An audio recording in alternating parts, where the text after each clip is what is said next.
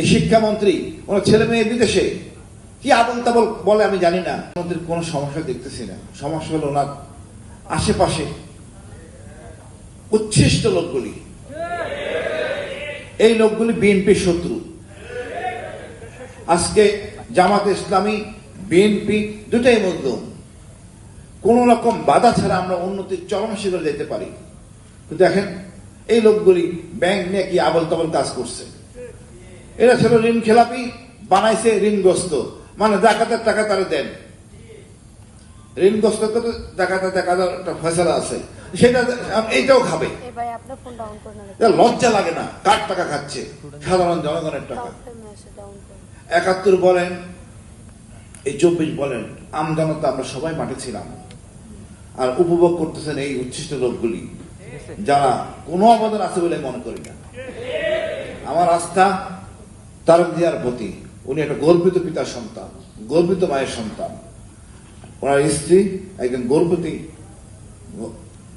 সেনা নৌবাহিনীর প্রধানের সন্তান। আমি ওনাদের কাছে অনেক প্রত্যাশা, ইনশাল্লাহ কাঙ্ক্ষিত লক্ষ্যে পৌঁছবো। বাট উচ্ছিষ্টকে সরান। এটা আবল তাবল বলতেছে এই শিক্ষামন্ত্রী, ওনার ছেলে মেয়ে বিদেশে কি আবল তাবল বলে আমি জানি না। একটা নারীর যদি কোমর পর্যন্ত ভিজে যায়, সে পরীক্ষা দেয় কিভাবে? তার মা যাবে, বাবা যায় সাথে আজকালকার দিনে। উনি সেই পুরনো আমলের কনসেপ্ট নিয়ে বসে আছেন। আর ক্ষমতাতে অসুবিধা কোথায়? ক্ষমতা আপনি বড় হন, ছোট হন না, এই ইগো থেকে বেরিয়ে আসেন।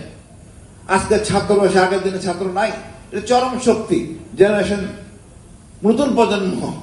এদেরকে আপনি আবল তাবল কথা বলে হবে না। আগে আমরা বহু কিছু বলছেন, ৭১ আগে আমরা বিশ্বাস করতাম না, তারা মিথ্যা বলে না।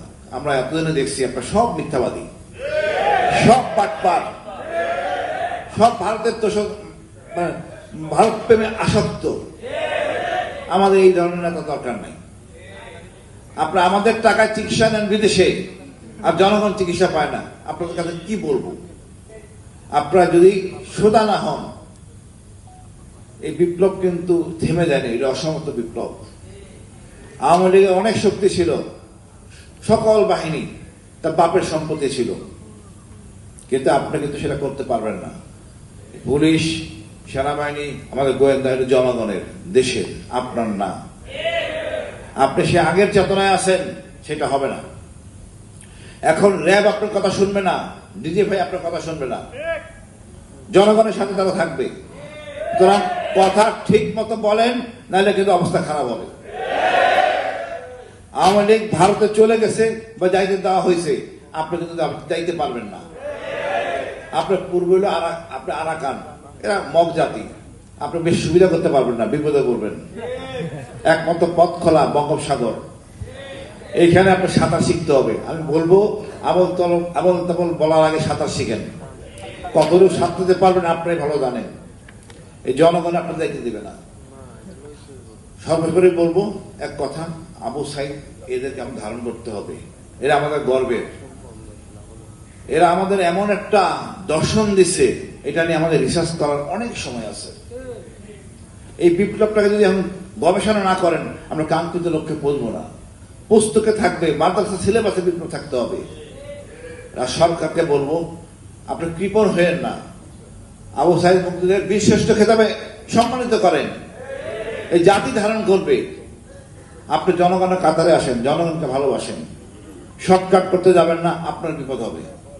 আমি মনে করি ভারত প্রেম ভুলেই সোজা কোমর হয়ে দাঁড়ান। সেই পথে আমরা হাঁটছি, আমাদের প্রধানমন্ত্রী হাঁটছেন। আমি খুব সাধুবাদ জানাই। আশেপাশে উচ্ছিষ্টদের বের করে দেন, ন্যায় বিচার প্রতিষ্ঠিত করেন। রাষ্ট্র আমাকে কি দেয়? কিছুই দেয় না।